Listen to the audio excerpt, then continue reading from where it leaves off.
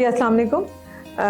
हमने शऊर माँ घर की बुनियाद रखी है आपकी मदद से। अल्हम्दुलिल्लाह हम इसको कायम करने में कामयाब हुए। और जैसे कहते हैं ना कि तिनका तिनका करके आशियाना बनाना, हमने इसको ऐसे बनाया। वसाइल नहीं थे, आपकी मदद से कभी कोई एक चीज़ आ रही, कभी कोई एक चीज़ आ रही, और अल्हम्दुलिल्लाह अब ये आबाद हो गया।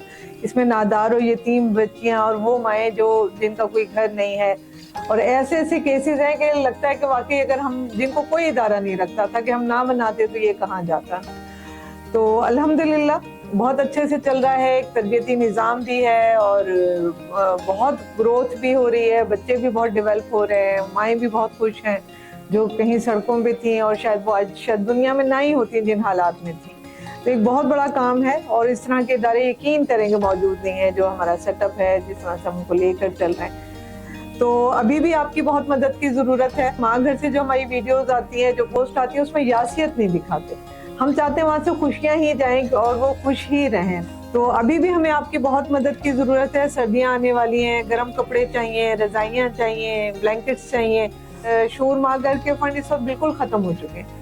तो हमें उसमें आपकी बहुत ज़्यादा मदद की ज़रूरत है ताकि हम इस इदारे को कायम रख सकें, इसको चला सकें आपकी मदद से। और बहुत मिसाली और बहुत बेहतरीन इदारा है। अगर आप पाकिस्तान में हैं तो ज़रूर इसको आके विज़िट करें, आपका दिल खुश होगा।